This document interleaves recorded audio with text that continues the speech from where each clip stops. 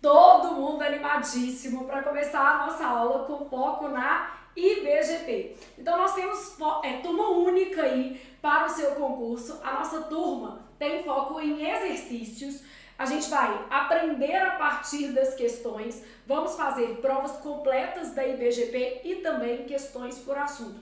Flávia, quantas aulas haverá no nosso curso? Porque já vamos começar pela concordância correta, né? Não podemos dizer quantas aulas haverão no nosso concurso, porque haverão aí, esse haver não combina com a nossa sentença, porque é um haver com valor existencial, então o verbo tem que ficar na terceira pessoa do singular. Bom, nosso curso contará com um total de 20 aulas, tá? A minha ideia é corrigir 10 provas completas da IBGP, escolher os temas mais afins à banca e fazer questões por assunto desses temas. Gente, a IBGP não tem tantas provas recentes. Então, olha, de 2020 para frente, eu consegui achar 9 provas da banca diferentes. Então, a gente vai pegar provas mais antigas, vai pegar tudo que a gente encontrar da banca e, seguindo o nosso edital que tem e tudo mais, vocês já leram o edital da IBGP? Que chique! Ela coloca algumas referências bibliográficas, então ela começa a listar os conteúdos de língua portuguesa, lá, fonética, aí, ortografia, acentuação gráfica,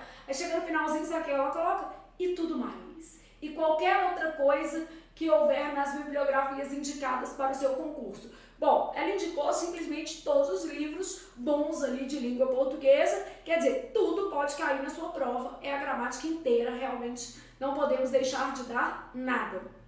Mas a banca, ela sempre tem um padrão, né? Então, por exemplo, quer ver? Olhando as provas anteriores da IBGP, a gente percebe que são mais que comuns questões de análise sintática e que, de uma maneira geral, né, essa banca vai trabalhar ali sujeito, né? Tipo, basicamente, tipos de sujeito, tipos de predicado, classificação sintática de termos, são os conteúdos priorizados pela organizadora do seu certame, que é a IBGP, beleza? Então vamos começar entendendo o nosso curso. O nosso curso é um curso de correção de provas e exercícios por assunto. Vamos fazer as duas coisas aqui.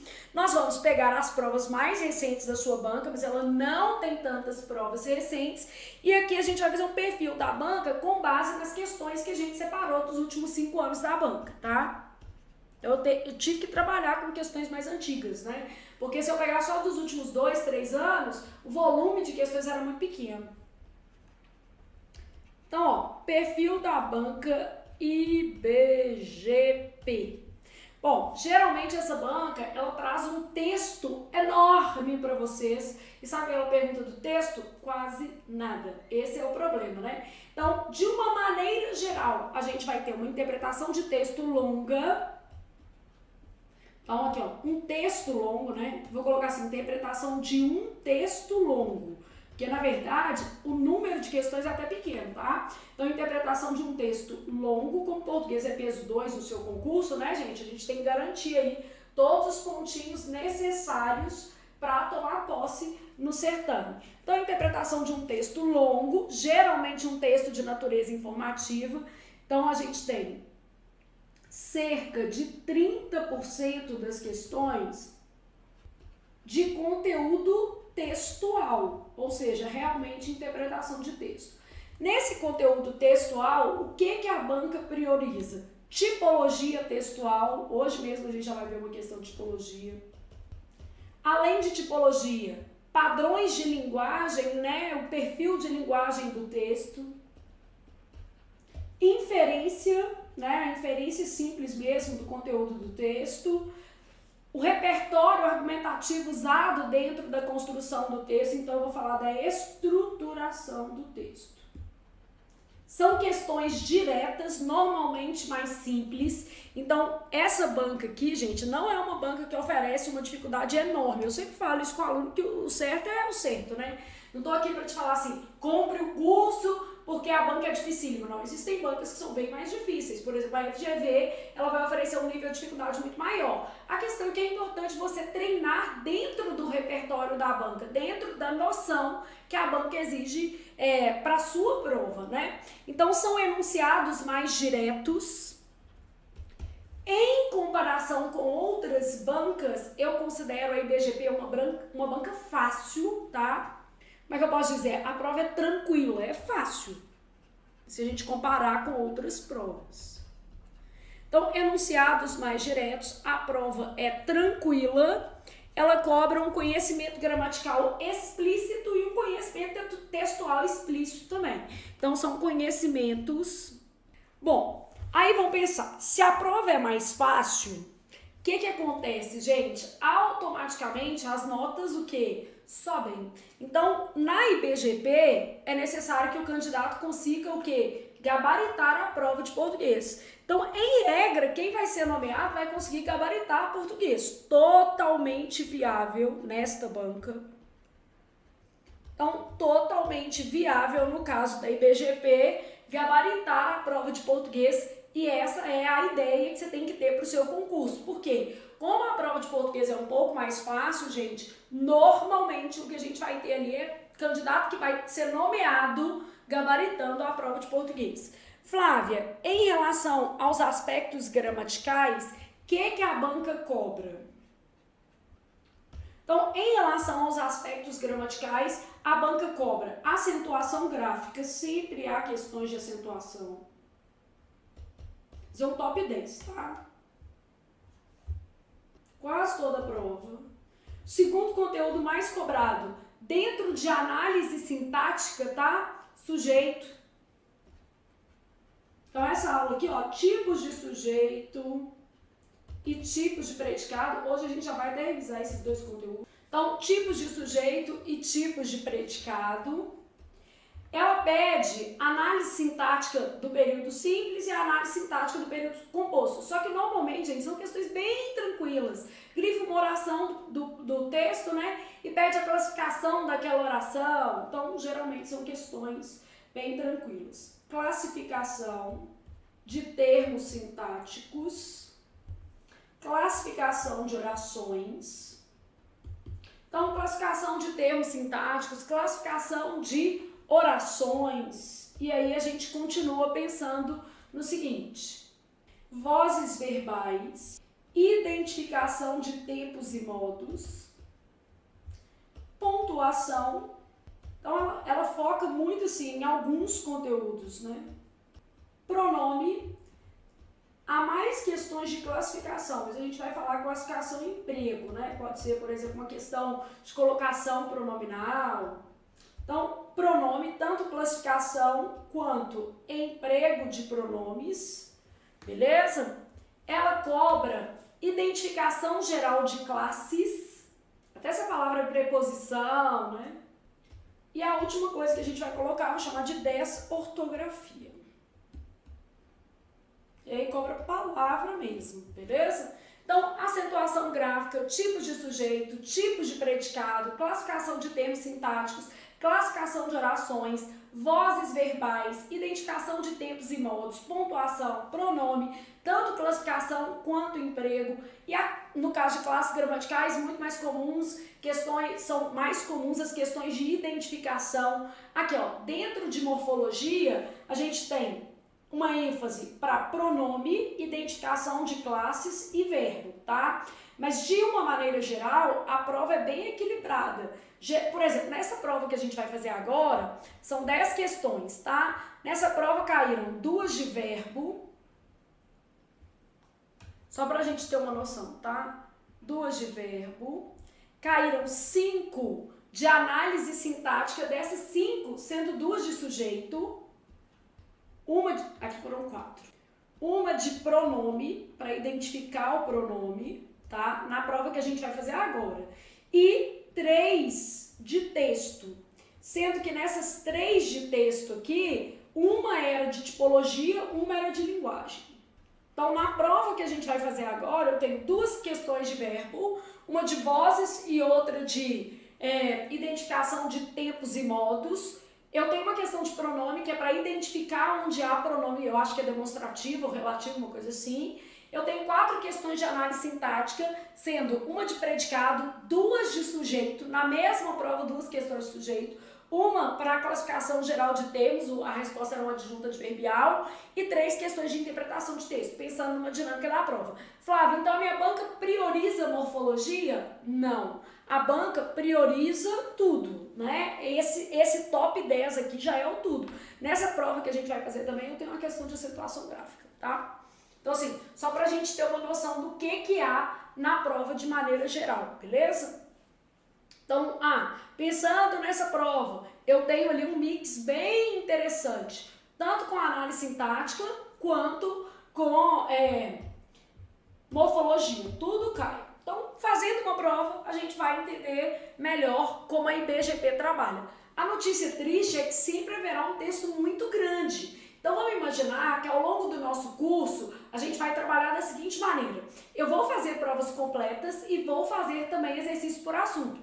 Porque nas listas de exercício por assunto, eu acabo ganhando um pouco de tempo para poder revisar o conteúdo, em vez de ficar lendo um textão que não vai servir quase que para nada. Só que a gente tem que pensar o seguinte, gente, chega lá na prova, às vezes a banca muda de perfil, aí ela traz um textão e umas questões bem complicadas de interpretação de texto, aí fica todo mundo morrendo lá. Então eu sempre falo, treinamento bom, 80% da sua banca, que é a IBGP, e 20% de outras bancas, para poder abrir os seus horizontes, né? E você conseguir, assim, pensar de maneira mais adequada. Flávia, e no nosso caso, o que a gente vai fazer? As 20 aulas do seu curso são da IBGP. A gente vai trabalhar questões da sua banca. Mas eu vou deixar lá algumas provas extras que eu acho que podem ser interessantes para você revisar algumas possibilidades fora do que a banca tem o hábito de cobrar, beleza? Flávia, e em termos de elaboração de prova, você acha que é uma prova mal elaborada, uma prova bem elaborada? De uma maneira geral, as questões são muito simples e são bem elaboradas, ou seja, de uma maneira geral, eu não percebi, não identifiquei tantas questões com falhas na formulação. Mas uma questão ou outra, logicamente, apresenta problema. Isso é natural, todas as bancas, né, vão ter ali pontos de falha. Mas assim, no geral, fazendo 300 questões da sua banca, identifiquei pouquíssimas questões com falha de elaboração. Então não precisa sofrer com isso, que é uma prova bem tranquila. Bom, então já vamos começar com a nossa prova aí, né? Nossa prova é Agente Fiscal de Tributos de São João del Rei, e aí nós vamos lá trabalhar um textão. Então, o nosso texto é o seguinte: temperaturas extremas causaram impactos sem precedentes nos oceanos. Bom, olha o que a sua banca vai fazer. A sua banca vai trabalhar essa frase aqui em várias questões, 5 ou 6. Temperaturas extremas vai ser o nosso sujeito, porque aí eu já vou fazendo aqui a análise com vocês. Então, temperaturas extremas, sujeito, de que tipo? Sujeito simples, expresso na frase, né? O núcleo do sujeito, temperaturas, então esse termo é o núcleo. Extremas vai ser um adjunto adnominal, ele integra ali o sujeito. Temperaturas extremas causaram. Causa o quê? Impactos sem precedentes. Causaram isso aqui, ó. Sem precedentes inesperados, né? Esse termo está caracterizando o quê? Impactos. Então, tá dentro do objeto direto. Quem causa algo. Onde que esses impactos foram causados? Nos oceanos. Então, nesse caso aqui, a gente tem um adjunto adverbial de lugar. Bom, o tema do meu texto já está identificado. Temperaturas extremas causaram impactos sem precedentes nos oceanos. Só de olhar para isso aqui, eu já consigo ter uma noção, a partir do veículo, a partir do título do texto, que a mensagem, o conteúdo desse texto é informativo. As temperaturas extremas causam, aqui causam está no presente do indicativo, e aqui em cima, ó, causaram está no pretérito perfeito do indicativo. Nós temos uma questão sobre isso na prova. As temperaturas extremas causam impactos sem precedentes nos biomas de água salgada. Mostra relatório internacional. Quando eu falo mostra relatório internacional, isso já evidencia uma natureza informativa desse conteúdo. Então, natureza informativa. E aí eu continuo. Se o relatório sobre mudanças climáticas divulgado em agosto pela Organização das Nações Unidas, ONU, trouxe dados alarmantes sobre as consequências do aquecimento do planeta, um estudo, então, estou falando de um estudo, não menos preocupante, revelou ontem que os oceanos sofrem tantos impactos negativos quanto a atmosfera. Na avaliação dos 120 especialistas de mais de 30 instituições europeias que elaboraram o Copernicus Oceanos, os impactos verificados nas águas salgadas, que cobrem 3/3 da superfície da Terra, não encontram precedentes históricos. Então, quer dizer, esses impactos são muito relevantes e não encontram precedentes históricos. O relatório, publicado no jornal e presidido pelo não sei o quê, foi divulgado há pouco mais de 2 meses da Conferência do Clima, a COP26, quando líderes mundiais serão chamados a adotar políticas de enfrentamento e mitigação das mudanças climáticas. Segundo o documento do Oceano Ártico, provocado por uma atmosfera cada vez mais quente, está contribuindo para cerca de 4% de toda a elevação da temperatura global oceânica. Os níveis de degelo ártico registrados nos últimos 2 anos atingiram patamares recordes, enquanto por décadas, entre 1979 e 2020, caíram quase 13%. Os cientistas apontaram que uma redução de quase 90% da espessura média do gelo marinho já foi testemunhada no mar de Barents, uma pequena parte do Ártico, o que levou à diminuição na importação do gelo marinho na bacia polar, fenômeno importante para resfriar a temperatura oceânica. Então, o nosso texto, basicamente, está trazendo informações de relatórios, de documentos sobre o problema do aquecimento em ambiente oceânico. No Mar do Norte, no Oceano Atlântico, entre a Noruega e a Dinamarca, a variabilidade extrema de períodos de frio e ondas de calor marinha foi associada a mudanças relatadas nas capturas de linguado, lagosta europeia, robalo, salmonete e caranguejos comestíveis, diz o documento. Já no Mar Mediterrâneo, ocorreram 4 inundações recordes consecutivas em Veneza, novembro de 2019, além de terem sido registradas alturas de ondas acima da média na proporção sul. Essa variabilidade em curto prazo nas temperaturas do oceano, na forma de ondas de calor ou períodos de frio, durando de dias a algumas semanas, é uma questão de preocupação crescente no ambiente marinho, porque pode afetar muitos aspectos desses ecossistemas. E aí, uma das autoras dos estudos, um dos coautores do relatório e pesquisadora do Centro Nacional de Oceanografia do Reino Unido, explica acerca desses dados. Então, só a gente pensa no seguinte: documentos, informações acerca desses documentos. Não é uma opinião, É a partir de uma pesquisa que isso aqui foi trabalhado. O documento destaca aqui, como as temperaturas extremas no Mar do Norte causaram uma mudança nas capturas de espécies comercialmente importantes de peixes e crustáceos. Aspectos mais amplos, como a migração para águas mais quentes ou mais frias, mudanças na desova e no crescimento, bem como mortalidade e mudanças comportamentais, significam que, em resposta aos extremos de temperatura, os desembarques pesqueiros de algumas espécies aumentam, enquanto de outras são reduzidas. Então, a gente tem ali, uma variação das espécies em função dessas variações de temperatura. Monitoramento. Os cientistas documentaram que, globalmente, a temperatura média do mar subiu a uma taxa de 0,015 graus Celsius por ano, de 1993 a 2019. E os níveis de oxigênio, estoque de O2, no Mar Negro, caíram a uma taxa de 0,16 mol por metro quadrado por ano entre 1955 e 2019. Só informação, gente?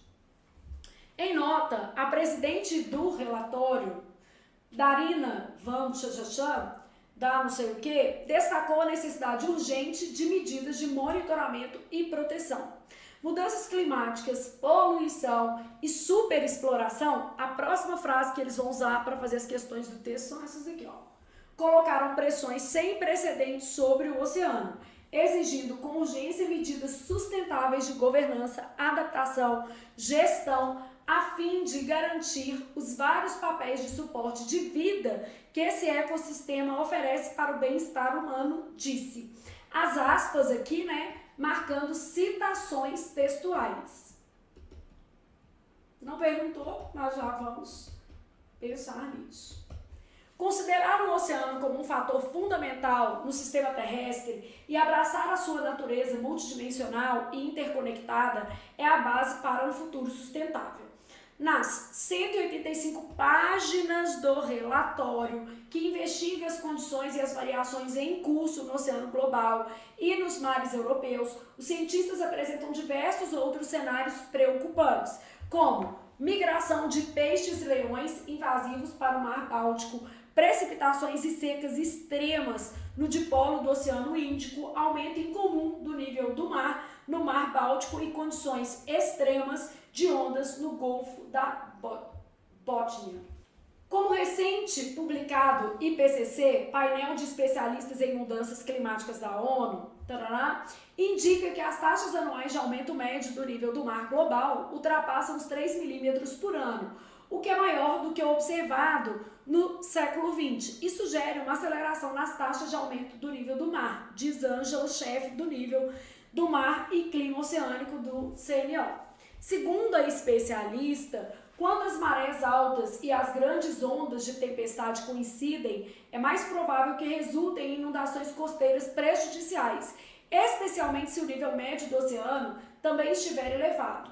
O aquecimento crescente e a perda de massa de gelo das geleiras e mantos de gelo na Groenlândia e na Antártida também farão com que esses aumentos continuem. Portanto, uma conclusão, eventos como o de Venetim Água Alta, destacado no relatório As Inundações de Veneza em 2019, devem se tornar cada vez mais comuns à medida que o nível do mar continua a subir. Fonte, sempre importante olhar a fonte. Gente, todas as provas dessa banca têm textos de 3 páginas. Assim, e o pior é que as questões são tão fáceis que você tem uma vontade de falar assim, não precisa ler, mas não pode fazer isso, porque um ponto muda a sua vida. Então você precisa ler com calma, não tem jeito. O que eu te sugeriria é, considerando a IBGP, eu diria o seguinte, avalie as questões de interpretação de texto, dê uma olhadinha antes, para na hora que você for ler o texto, você já conseguir direcionar a sua leitura. Porque são textos tão grandes que a gente meio que se perde na leitura. E eu não achei nenhuma prova com texto pequeno da sua banca. Se vier, vai ser no seu concurso, tá? Porque por enquanto é só textão. Bom, texto, notícia, conteúdo de ciência, ó. Temperaturas extremas causaram impactos sem precedentes nos oceanos. Porque verificar a fonte é importante para a gente ter uma noção ali do que a gente pode pensar em termos de tipologia textual, tá? Então, a nossa primeira questão é sobre tipologia textual. A partir da leitura do texto, é correto afirmar que ele possui um caráter de que tipo? Informativo.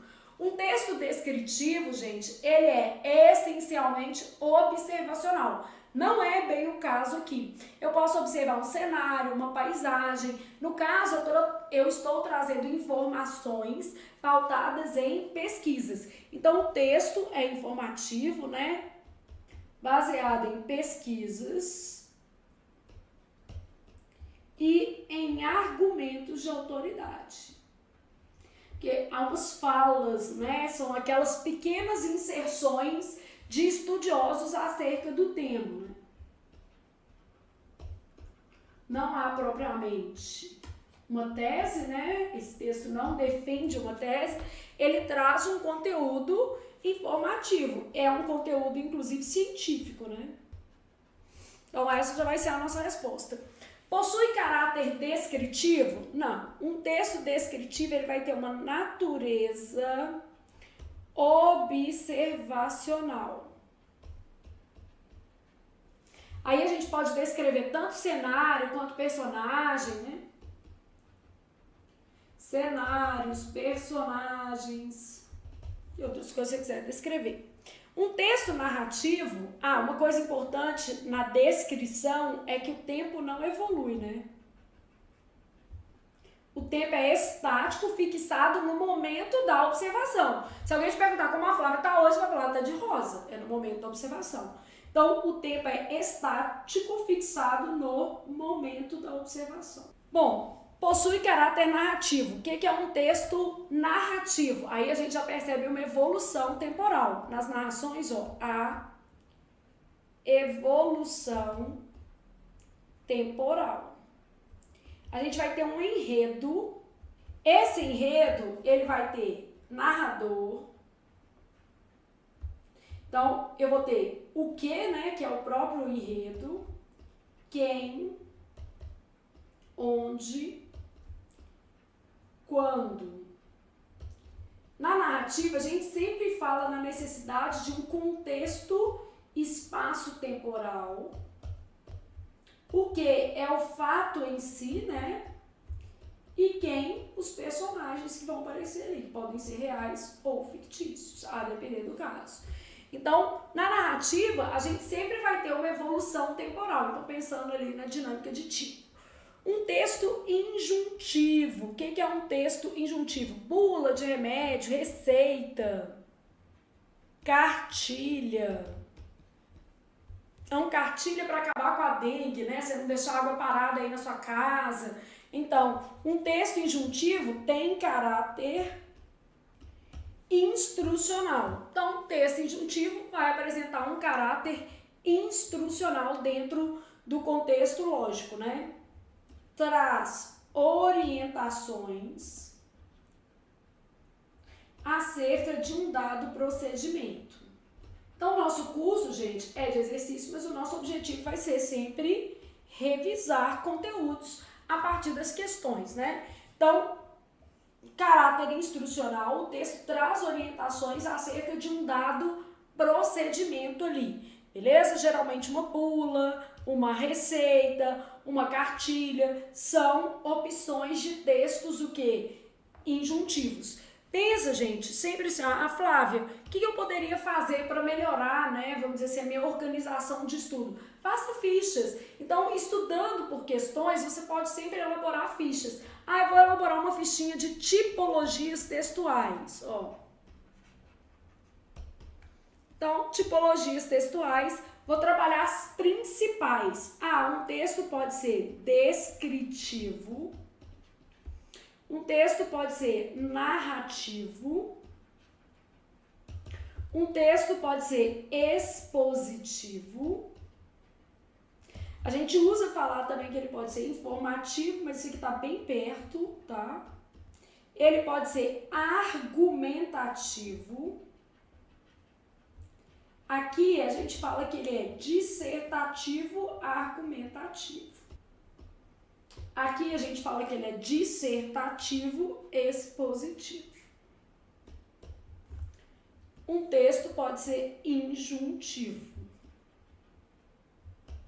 São as principais tipologias, principalmente considerando sua banca, que é a IBGP, tá? Porque a gente faz, às vezes, um esquema pensando em quais foram as respostas que a banca trouxe ao longo dos últimos 5 anos para as provas. Então, a sua banca trabalhou sempre nessa lógica aqui.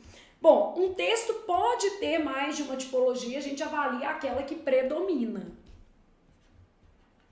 Então, o texto pode apresentar mais de uma tipologia. Aí, ou eu vou avaliar um fragmento ou avaliar a que predomina dentro do texto. Bom, então, isso aqui eu já tenho uma lógica. O texto descritivo, observacional e estático. O texto narrativo, né? Ele vai ter onde, quando, quem e o que. Esses são os elementos básicos da narrativa e a gente sempre vai notar uma evolução temporal. Depois, mais tarde, em seguida, dúvida, né, fazendo isso aqui. O texto de natureza expositiva está baseado na realidade. O texto de natureza argumentativa, então o texto argumentativo, vou puxar certinho assim, só para a gente fazer um contraponto, ele apresenta defesa de uma tese. Um texto de natureza informativa, gente, ele está baseado mais do que na realidade, ele está baseado numa pesquisa, né? É o tipo de conteúdo. Esse texto aqui, ó, a gente considerou como um texto informativo, até porque aqui nem existe a natureza expositiva. Mas essa setinha que eu coloquei é exatamente porque não existe muita diferença entre um texto expositivo e um texto informativo, é uma questão de nomenclatura. A banca que a gente está trabalhando, que é a IBGP, ela oscila entre essas duas. Aparece isso e isso. E ainda aparece assim, ó, dissertativo expositivo, dissertativo argumentativo. Então, pensando nesse esqueminha para IBGP, eu estou usando todos os nomes que eu já vi a sua banca utilizar, tá? Então, um texto informativo, ele também é baseado na realidade. Ele vai trazer pesquisas, né, dados. Então, ele é baseado na realidade. Então, por isso que a gente botou essa setinha aqui, exatamente para mostrar que não existe ali uma diferenciação entre esses dois aqui, ó. É uma questão de nomenclatura. Qual nomenclatura a IBGP usa? As duas. Eu já vi prova que a resposta foi informativa e a resposta foi expositiva em outra prova. Só na mesma não, porque não faz muito sentido a gente estar pensando em texto baseado na realidade. Pautado em o quê? Pesquisas, estudos, conceitos. Isso também vale para o expositivo, beleza? Então, a nossa diferenciação mesmo é entre um texto expositivo e um texto argumentativo, porque no argumentativo eu defendo uma tese e no expositivo eu apresento um tema sem necessariamente defender uma tese, porque eu estou falando acerca daquele tema, trazendo informações que são verdadeiras sobre aquele tema. Tá? Então, essa nomenclatura informativa que é um desdobramento de um texto expositivo, por isso que a gente colocou essa setinha. E o texto injuntivo, ele vai ter base instrucional. Pauta-se na orientação. Então, olha o que a gente está fazendo. Eu estou pensando assim, ó, quais as formas de trabalho da IBGP para esse conteúdo. A IBGP trabalha tipologia textual com esses nomes aqui, ó. Ela vai lá e coloca nas alternativas que o texto pode ser descritivo, narrativo, expositivo. Em outra prova ela põe dissertativo, expositivo, porque dissertar é falar sobre, né? Informativo, que vai conversar com o texto expositivo, argumentativo ou dissertativo argumentativo, e texto injuntivo. Então, a sua banca trabalha com esses nomes aqui, e aí, por isso que a gente fez o esquema desta forma. Por exemplo, existem outras organizadoras que vão trabalhar com texto preditivo, né? Que vai trabalhar aqui com um texto de previsão. Então, eu tenho outras possibilidades, mas depende da organizadora. No caso aqui, a nossa questão trouxe para esse lindo texto que era uma notícia acerca de um conteúdo científico, possui caráter informativo, beleza? E a banca, gente, não costuma fazer uma questão que eu diria mal formulada, trazendo informativo e na mesma questão, por exemplo, expositiva. Ela não costuma fazer isso. Beleza? Então, vamos para a nossa próxima questão. Olha o que nós temos.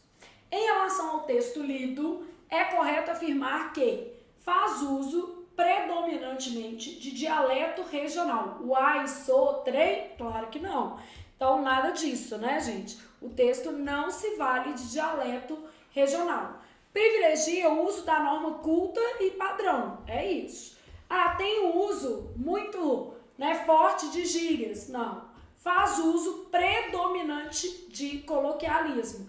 Não. Privilegia o uso da norma culta. Até pelo veículo, que é o Correio Brasiliense, e até também por se tratar de um texto com conteúdo informativo científico. Então, até o conteúdo do texto remete a uma linguagem culta, padrão.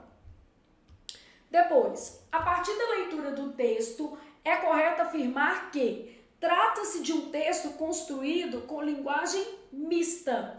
O que seria uma questão de linguagem mista? Uma linguagem verbal e não verbal. Vou fazer um esqueminha sobre isso para vocês ali no outro quadro, já fazendo no modelo que a IBGP pede, tá? Ela dá uma misturada em tudo. Então, trata-se de um texto construído com linguagem verbal e não verbal, que seria o que é mista. Não.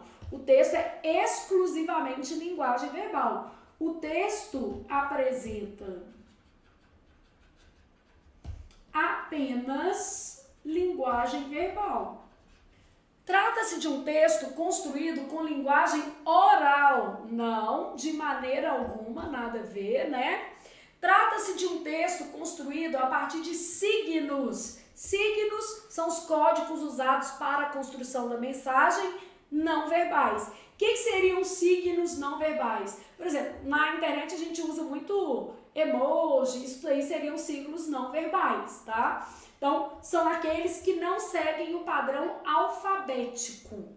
Trata-se de um texto construído a partir de signos verbais, é isso. O que são signos verbais? Padrão alfabético. Bom, aí, aproveitando aqui pra gente já fazer uma ficha, porque a gente já tá revisando todos os conteúdos que a IBGP pode comprar. Comprar não, né? Cobrar. Então, a gente tá pensando no padrão, colocado no plural, padrões de linguagem. Então, eu tenho variação do meu padrão de linguagem quanto ao código. Código também tem a ver com signo, tá? Ela pode usar essas duas formas aí para se comunicar com você. Quanto ao sentido, que pode aparecer lá semântica. E um padrão quanto ao registro, que a gente pode falar que tem a ver com a situação comunicativa. Adequação linguística. Então, de onde eu estou tirando esses nomes para fazer esse esqueminha? Eu estou tirando da sua banca, um esquema pensado na IBGP. Como a sua banca trabalha esse conteúdo. Isso aqui é um dos conteúdos mais cobrados pela sua banca, tá? Ela realmente gosta de uma questão de modelos, padrões de linguagem. Bom, quanto ao código, a minha linguagem ela pode ser verbal, ela pode ser não verbal e ela pode ser mista. Então, o que é uma linguagem verbal, beleza? Uma linguagem verbal é aquela que apresenta elementos alfabéticos. Então, a gente vai pensar ali que ela constitui palavras. Os números, eles podem integrar a linguagem verbal porque eles podem ser representados por palavras, tá? Então, vamos supor, se eu tivesse o número 20, eu diria que a linguagem predominantemente no texto ali é uma linguagem ainda assim verbal. Mas, vamos tirar de contexto, vamos lá. Vamos pegar se eu tivesse uma expressão numérica, tá? Se eu tiver uma expressão numérica num contexto de matemática, eu não vou considerar isso aí como uma linguagem verbal. Então, depende de onde eu estou trabalhando esses números aí, de como eles estão inseridos no contexto, tá? Uma expressão matemática, ela é uma linguagem matemática, inclusive, tá? Numérica. Então, alfanumérica, que a gente chama, se tiver letra, né? X elevado a 2, enfim. Então, linguagem verbal, ela se vale de palavras, siglas, né? É uma linguagem alfabética. Sempre a gente vai olhar o que prioriza, né? O que predomina. Então, avalia-se o que predomina. Ou se faz uma análise específica, né? Que aí depende do enunciado. Né? Ou é feita a análise específica de trecho do texto. Aí você tem que avaliar o trecho. A linguagem não verbal, beleza? A linguagem não verbal, ela se baseia em outros códigos linguísticos. Então, cores, ícones. Posso, por exemplo, usar notas musicais, né? Então, está pautada em símbolos, cores, imagens, ícones, notas musicais, ou seja, elementos não alfabéticos. A linguagem mista é a associação da linguagem alfabética com a linguagem simbólica. Então, trata-se do uso simultâneo de linguagem verbal e não verbal na construção da mensagem. Então, uso simultâneo aí das duas linguagens, beleza? Bom, aí no caso da questão semântica, a gente está avaliando duas coisas. Sentido denotativo, que é a denotação, e a conotação. Então, quando eu penso em sentido, conotação e denotação. Uma linguagem denotativa se vale do sentido de o quê? Dicionário, beleza? Então, sentido real, literal do dicionário. E uma linguagem conotativa, sentido que? Figurado, né? Então, sentido criado. Então, D de denotação, você pode pensar assim, ó, D de denotação, vou pensar D de dicionário. C de conotativa, eu vou pensar em criativa, é um sentido criado, beleza? É o sentido que você atribuiu ao termo.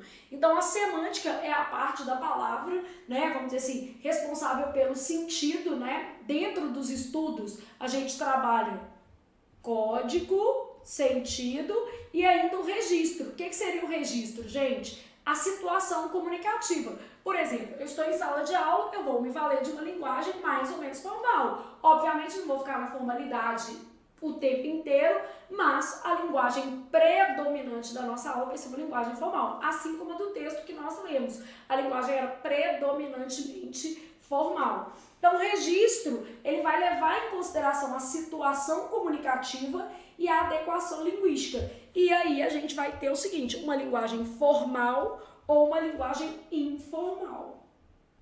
Formal, que é baseada na norma culta, né? E uma linguagem mais informal. E essa linguagem ela vai ter traços de oralidade. E ela pode, em alguma medida, transgredir a norma culta. Então, nesse caso, há a possibilidade de a gente ter pequenos desvios gramaticais, beleza?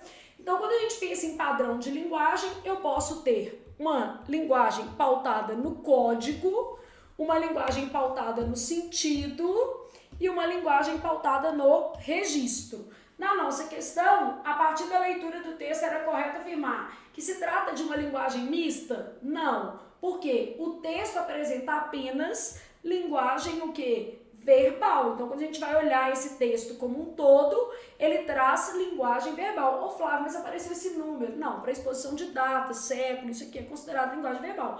A não ser, como eu te disse, fosse uma expressão matemática, que aí é outra coisa, a gente vai ter outro tipo de símbolo, tá? Então, o fato de haver números aqui, indicando especialmente quantidades, datas, nesse caso aí, a gente não tem um comprometimento da linguagem verbal, tá? Então, pensou nisso aqui tudo, aí foi lá fazer a sua questãozinha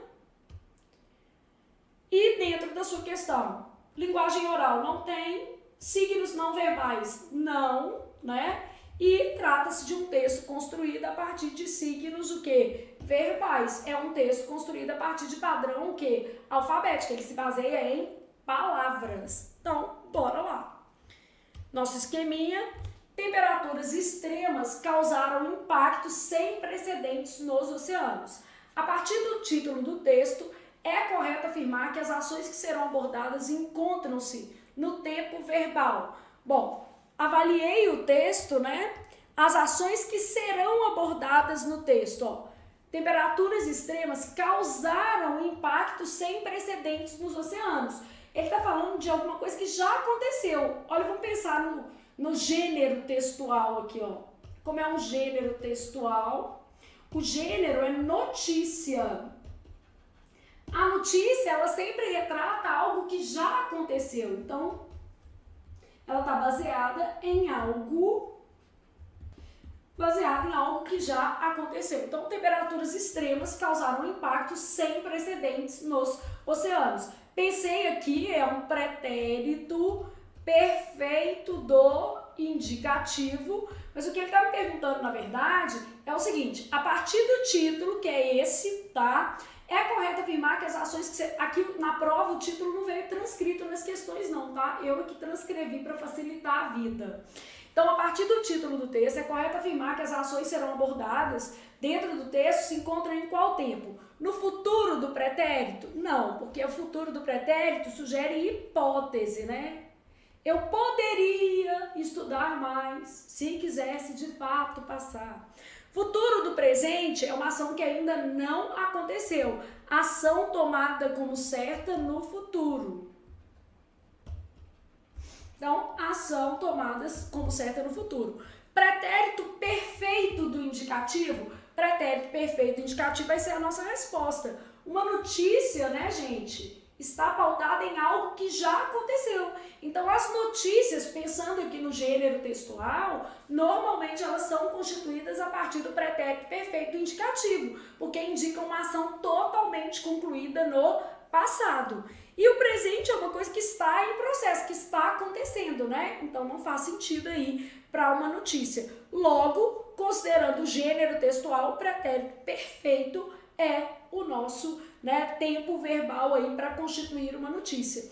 Tati falando aí que eu passei no MP, passei, Tati, esse concurso aí, eu tirei um, mas acabei passando outro. Tá bom, tá ótimo, né? Não sei se eu vou ser chamado, porque no Ministério Público de Minas Gerais, uma vaga para redator revisou e eu estou em 5º lugar. Então, não sei se vou ser chamado, mas enfim, né? Passei.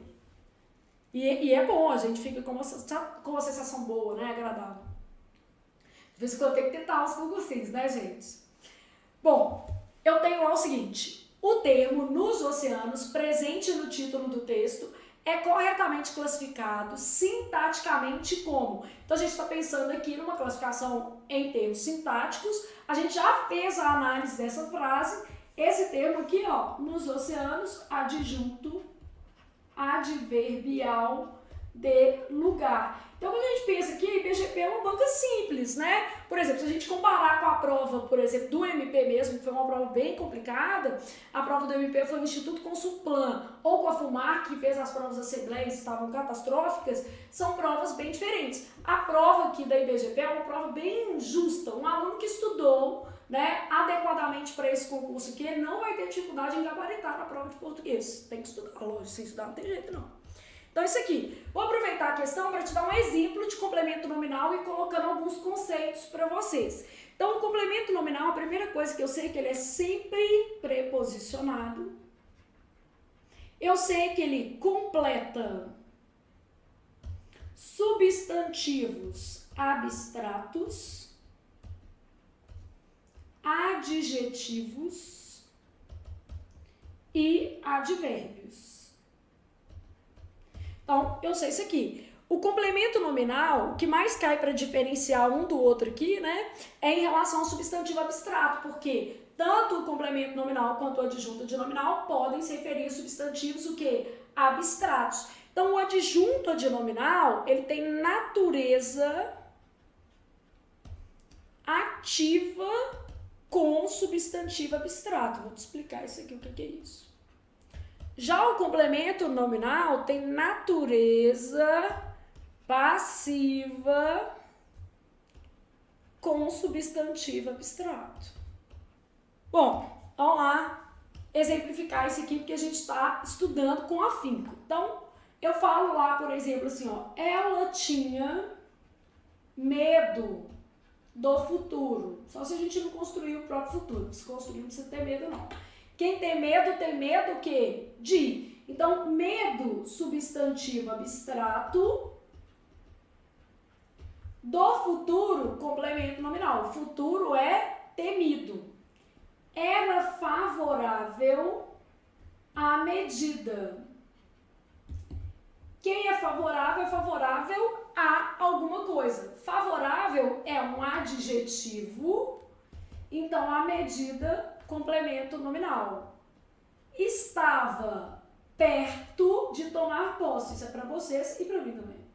Então, estava perto de tomar posse. Quem está perto de. Perto é um advérbio De tomar posse aqui, ó, é um complemento nominal, só que eu ainda fiz mais. Eu fiz um complemento nominal de natureza oracional. Então, complemento nominal oracional, porque ele está representado por uma oração. Então, ó, o complemento nominal, ele pode se ligar a um substantivo abstrato, a um adjetivo ou a um advérbio. Quando ele se liga a um substantivo abstrato, ele tem uma natureza passiva. Então, vamos pensar nisso aqui, ó. Amor, vamos pensar no Dia das Mães, ó. Amor à mãe é necessário, com certeza, né, gente? Então, quando eu falo amor à mãe, a mãe está amando ou está sendo amada? Amor à mãe, a mãe está sendo amada. Portanto, esse termo é o quê? Paciente. P de paciente, P de plemento nominal. Melhor que dá para fazer, né? Bom, quando eu penso numa adjunta de nominal, eu vou ter, por exemplo, assim, ó, amor de mãe é necessário. Então, se eu falo amor de mãe é necessário, a mãe está amando ou está sendo amada? Agora a mãe está amando. Amor de mãe é necessário. A mãe está amando. Nesse caso aqui, o termo é agente, a de agente, a de adjunto, a de nominal. Beleza? Então, natureza ativa com substantivo abstrato, adjunta de nominal, natureza passiva, né, com substantivo abstrato, complemento o quê? Nominal. Bom, Flávia, o adjunta de nominal faz o quê? A adjunta de nominal acompanha substantivos concretos ou abstratos. Então, a adjunta de nominal acompanha substantivos concretos ou abstratos. O adjunto adverbial, o que ele faz, gente? Exprime circunstância. Então, circunstância, tempo, modo, lugar, né? Então, o adjunto adverbial vai exprimir circunstância, causa, finalidade, concessão. Então, tem várias possibilidades aqui. E às vezes a gente vai deixar assim, ele exprime uma circunstância em sentido mais geral também. Nem sempre é possível subcategorizar, tá? Isso não é um problema. Quando eu falo em complemento verbal, eu estou pensando em duas categorias. O objeto direto, que é um complemento que não exige preposição, apesar de poder aparecer. A gente fala não exige. E o objeto que? Indireto, que é um complemento que pede preposição. Preposição pode estar implícita, subentendida, mas ela aparece. Então, isso aqui, aproveitando para a gente revisar um pouco essa base de análise sintática. De uma maneira geral, as questões da IBGP vão ser questões mais tranquilas, vão cobrar conteúdos de análise sintática com muita frequência, mas vão ser questões mais fáceis, como essa daqui de adjunta adverbial. Inclusive, eu percebi assim, que a banca adora a questão de tipos de sujeito e adjunta adverbial. Um monte de prova cobrou esse conteúdo aí. E bora para a nossa próxima questão. Então, tem o seguinte. O sujeito presente na oração que compõe o título do texto é classificado corretamente como? Eu tenho lá assim, ó, temperaturas extremas, sujeito, simples, expresso, núcleo, temperaturas. Então, o sujeito é como? Simples, beleza? Então, o sujeito presente na oração é um sujeito simples. Flávia, o que seria um sujeito desinencial? Somos responsáveis pelo nosso futuro. Só teme o futuro quem não constrói o próprio futuro, né? Somos responsáveis pelo próprio futuro. O futuro não cai do céu, é construção.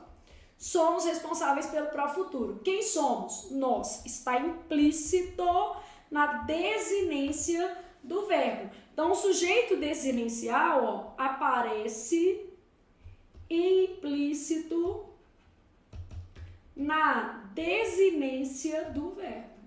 Beleza? Sujeito simples. O que acontece com o sujeito simples? Apresenta apenas um núcleo. Não quer dizer que vai ter uma palavra só, né? Então, apresenta apenas um núcleo.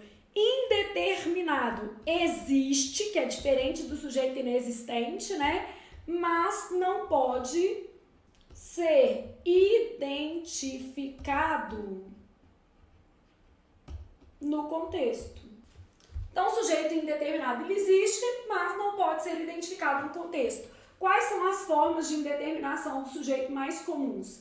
Terceira do plural sem referente. Tipo, roubaram meu relógio, eu não sei quem foi.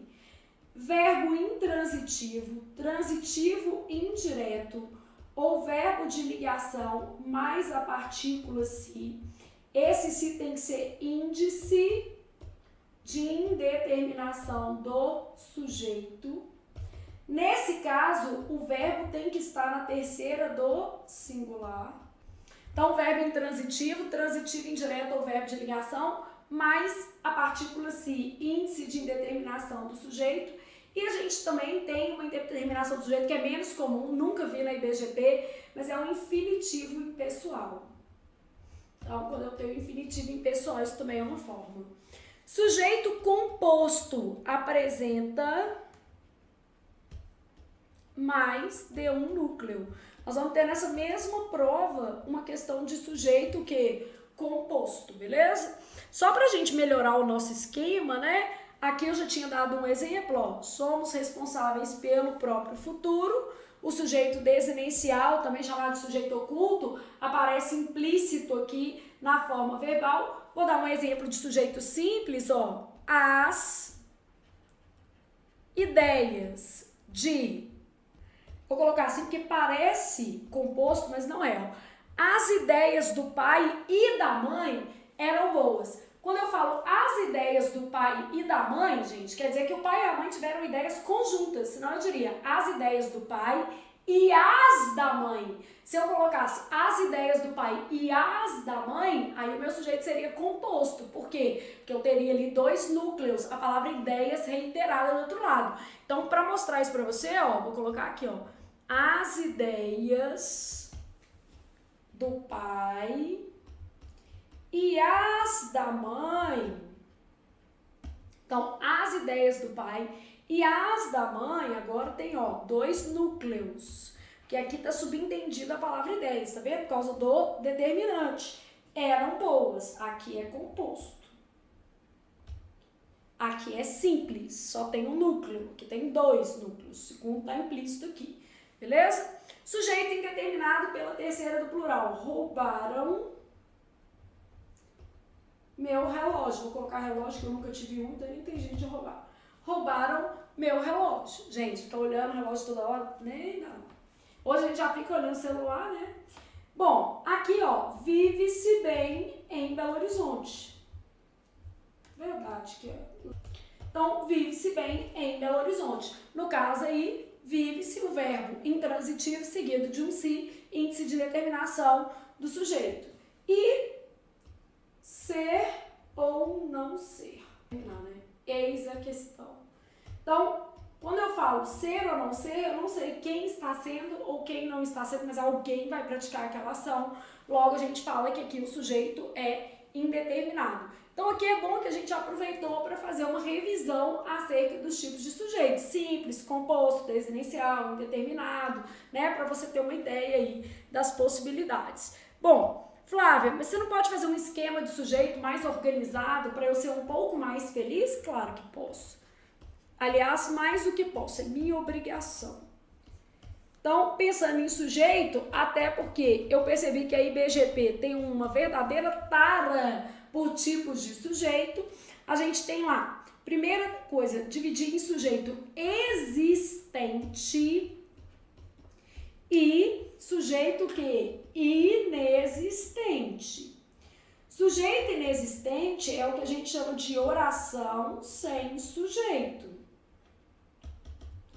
Sujeito inexistente, ó, haver com valor o que? Existencial. Aqui eu não vou colocar exemplo não, porque não vai caber, tá? Haver e fazer indicando que? Tempo decorrido. Eu posso ter fenômenos naturais, chega de, basta de, passa de, dando noção de encerramento, né? Claro que não vai ser assim, Joana chega de Londres amanhã, e o sujeito é Joana, né, meu filho? O que a gente vai ter aqui no chega de, basta de, passa de, chega de palhaçada, basta de corrupção, passa das 10 horas, esse tipo de construção que vai formar aí sujeito inexistente. Ou que é a mesma coisa, oração sem sujeito. E o verbo ser, indicando hora, data e o que? Distância. Então, o verbo ser indicando hora, data e distância. E no sujeito existente, eu vou poder ter duas possibilidades. Ele pode ser existente indeterminado. Então, quer dizer, ele existe, só que eu não sei quem é. Beleza? E posso ter um sujeito existente determinado. Usando a nomenclatura da sua banca, tá? O determinado, ele pode ser simples, ele pode ser composto, vou pôr desinicial primeiro. Algumas bancas vão tratar o desinicial como uma subespécie do simples, tá? Desinicial, que é também chamado de sujeito que oculto, composto e oracional, representado por uma oração. Aqui o desinicial eu não estou puxando uma setinha para ele, porque existem bancas que vão trabalhar como uma subespécie. Ele pode ser simples, expresso e simples o que? Desinicial. Mas sua banca, geralmente, ela vai trabalhar assim, ó. Ela vai fazer essa setinha aqui, fazer uma linha pontilhada. A gente está pensando na IBGP, né? Bom, sujeito indeterminado, a gente já sabe lá quais são as possibilidades. Terceira, do plural sem referente. Verbo intransitivo, transitivo indireto, ou verbo de ligação, mais o se, sendo que esse se tem que ser índice de indeterminação do sujeito. Se você fizer vários esqueminhas, você vai pegar, gente, não tem muito erro. E verbo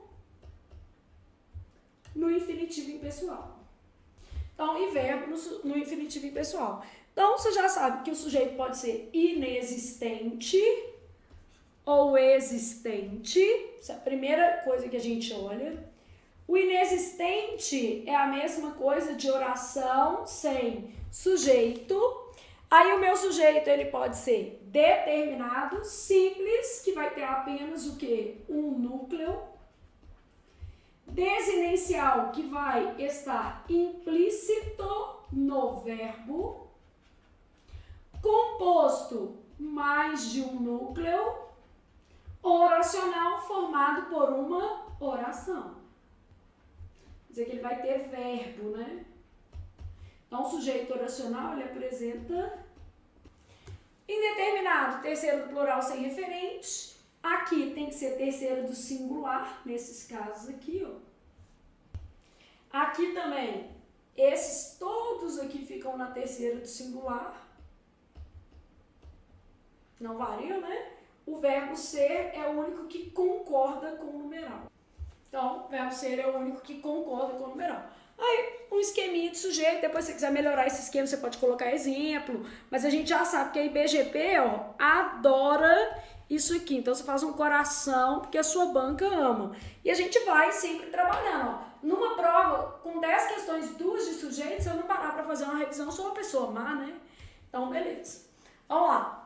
Temperaturas extremas causaram impactos sem precedentes nos oceanos. Em relação ao predicado que compõe a oração presente no título do texto lido, é correto afirmar que... Então, de novo, ela pegou esse título, só tinha o título, né? A pessoa que fez a prova esqueceu que naquele texto de um tamanho enorme havia 1 milhão de possibilidades de frase. Mas, enfim, tudo bem, facilitou a nossa vida.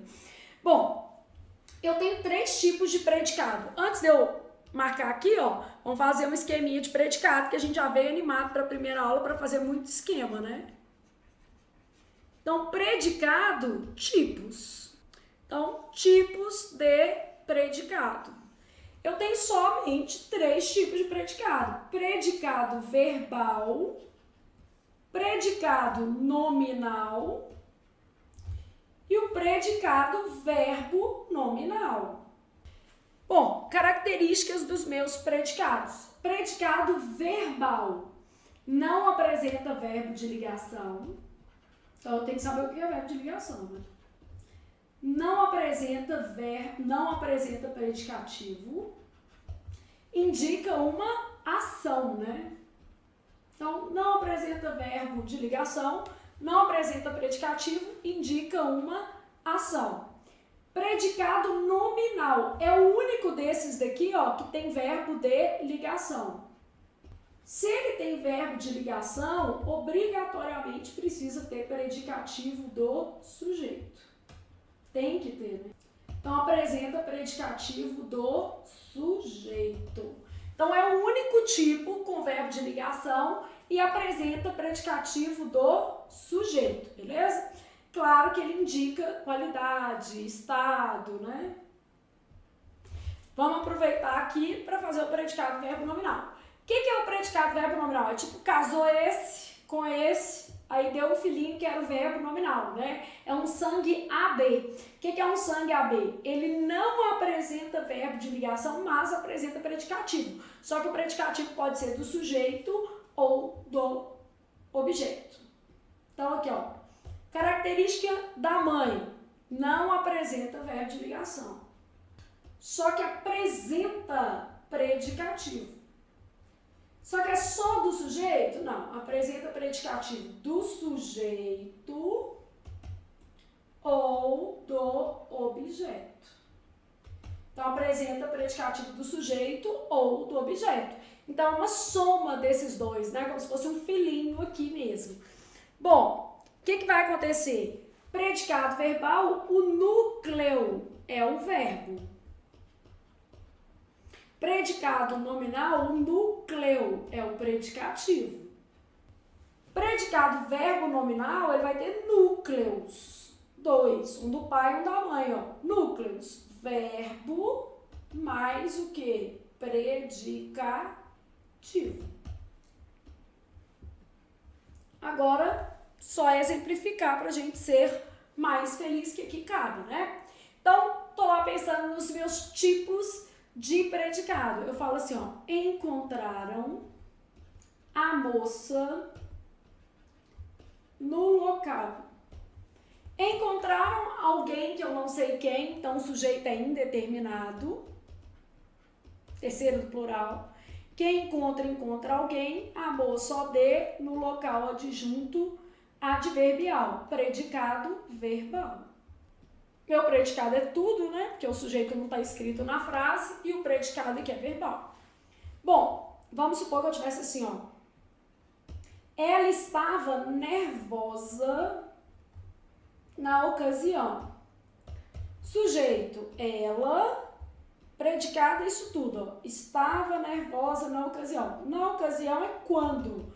Então, adjunto adverbial. Nervosa é qualidade da moça, varia, né? Então, esse nervosa aqui é um predicativo do sujeito. E estava, meu verbo de ligação. Então, ela estava nervosa na ocasião, meu predicado é nominal, porque ele tem verbo de ligação e apresenta predicativo do sujeito. Agora, encontraram, vou fazer um pai, aqui, ó, encontraram a moça nervosa no local. Quando eu falo encontraram a moça nervosa no local, encontraram sujeito que indeterminado, quem encontra alguém, objeto direto, predicativo do objeto. Encontraram na nervosa. Isso aqui é um adjunto adverbial. Eu consegui, inclusive, separar esses dois termos, que é uma condição para a gente analisar isso aqui, ó. Eu posso fazer encontraram na nervosa na ocasião ou no local. Isso mostrando que esses dois termos são separados, é um objeto e um predicativo do objeto. Beleza? Então, encontraram na nervosa no local, ok? Conseguiram acompanhar aqui? Então, tipos de predicado, meu predicado pode ser verbal, meu predicado pode ser nominal, pode ser verbo nominal. São as três possibilidades aí para a elaboração aqui da questão.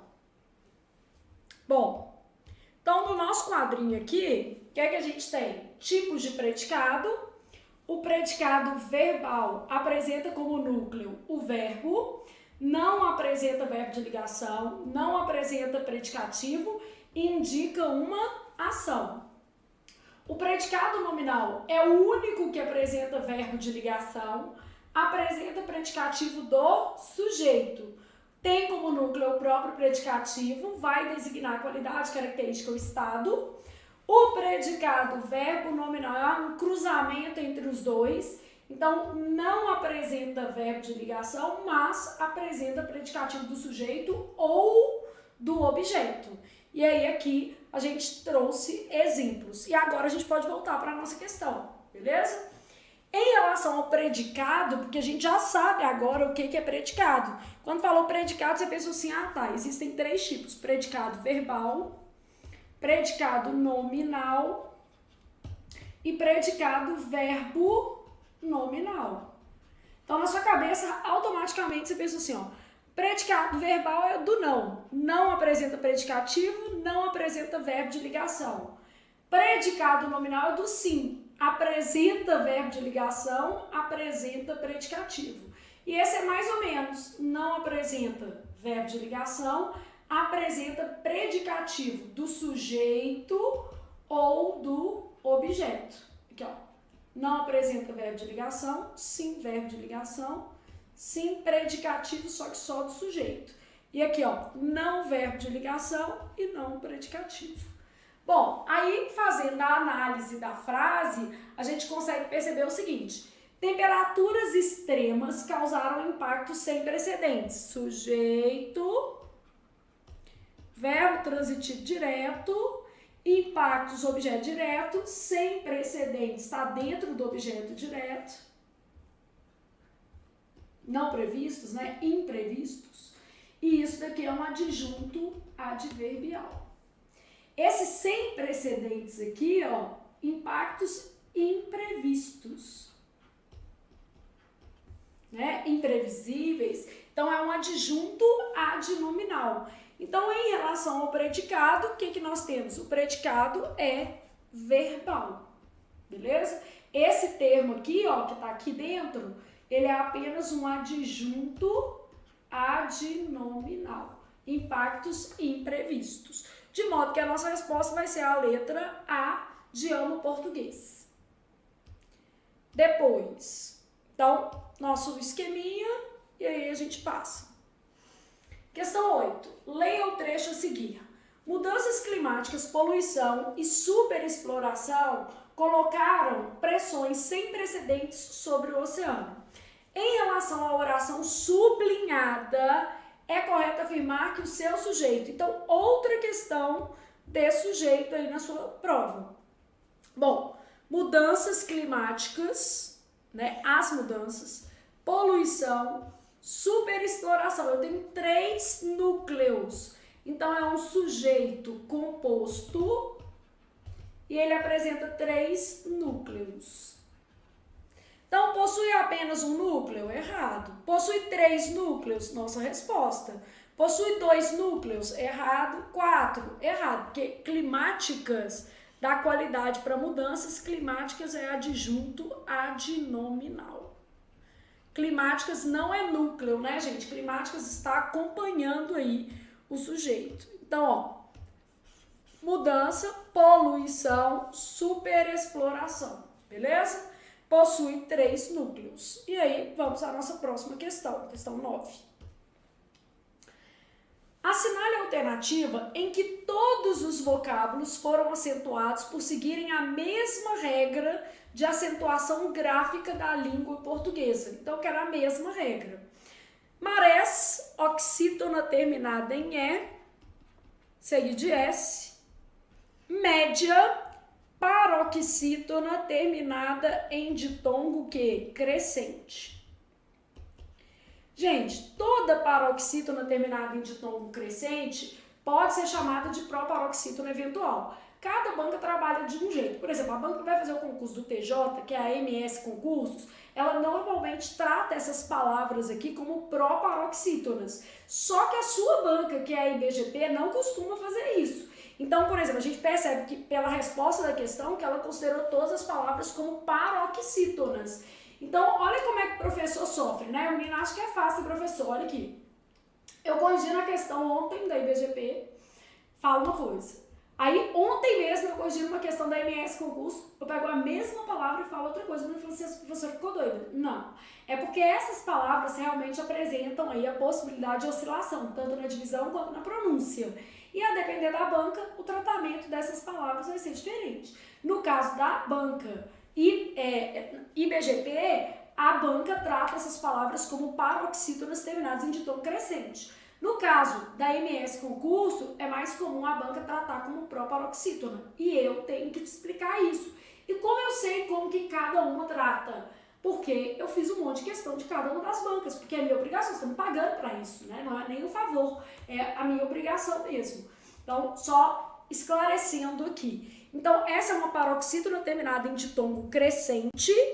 As paroxítonas terminadas em ditongo crescente, elas também são chamadas de proparoxítonas eventuais. A sua banca não tem o hábito de pensar nisso aqui, tá? Não costuma cobrar. Então, a sua banca trata essas palavras dessa forma. Águas, a sua banca vai tratar como uma paroxítona DC. O que é uma paroxítona DC? Terminada em ditongo que? Crescente, tá? Marés, oxítona terminada em S de S. Groenlândia, paroxítona DC. Toda paroxítona DC pode ser chamada de proparoxítona eventual, tá? Antártida, proparoxítona. Média paroxítona DC. Níveis, paroxítona DD. Porque aqui, ó, é ditongo decrescente, mas só paroxítona.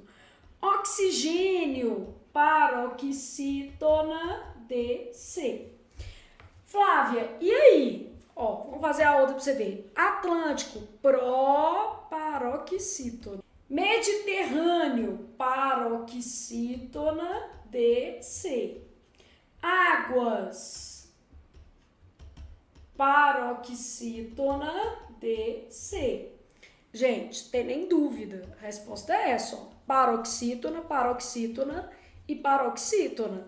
Ô Flávio, mas os ditongos são diferentes, mas a regra de paroxítona não diferencia, não. A regra de paroxítona fala assim, ó. Paroxítonas, tá? Acentuam-se as paroxítonas terminadas em L, N, R, X, I, US, ão, PS e ditongo. No caso do ditongo, tanto crescentes quanto o quê? Decrescentes. Então, não diferencia isso aqui não. Então, acentuam-se as paroxítonas terminadas em L, N, R, X, I, US, ão, PS e ditongo. Tanto ditongo crescente quanto ditongo o quê? Decrescente. Como nós não estamos fazendo nada, vamos dar exemplo aqui, ó. Amável, hífen, néctar, tórax, júri, álbum, ônus, ímã, órgão, bíceps, tatuado de preferência, né? Ditongo, crescente, pode ser Flávia, beleza? E decrescente pode ser amáveis, no plural, decrescente e crescente, tá? E aí, só mostrando a lógica aqui, tá certo? É uma questão super simples, tá? E muito recorrente na banca. Isso aqui, ó, a IBGP adora cobrar a questão de acentuação gráfica. Lembrando que esta prova que nós estamos corrigindo é uma prova de analista, tá? Então, cai, beleza? Só não, aqui, é uma prova que se você não gabaritar, você tá fora da vida, porque é muito gabaritável, tá muito simples. E todas as provas da banca, de uma maneira geral, são simples, gente. Não adianta, porque se a gente for fazer da banca, é assim que ela cobra. Flávia, mas você vai colocar umas questões mais complicadas lá no meu curso, porque se a banca mudar de ideia, eu não passo vergonha. Claro, eu sou doida por acaso? Depois vem uma prova, tipo assim, muito difícil e a gente vai passar vergonha. Só para você ter uma ideia, a última prova do concurso da SMPU de fiscal de parques, né, do município de Belo Horizonte, foi feita pela FUMARC. A prova foi dificílima e eu vou colocar a prova lá para vocês. Só que não é da sua banca, tá? Mas eu vou colocar lá, pode ficar tranquilo. Leia o trecho a seguir. O documento destaca, então aqui eu tenho o verbo destacar, né, o verbo transitivo direto, como as temperaturas extremas no Mar do Norte causaram uma mudança na captura de espécies comercialmente importantes de peixes e crustáceos. A partir do estudo relacionado a vozes verbais, é correto afirmar que o período lido se encontra na voz ativa, né, gente? Voz passiva analítica, eu teria que ter ser ou estar mais o que? Particípio.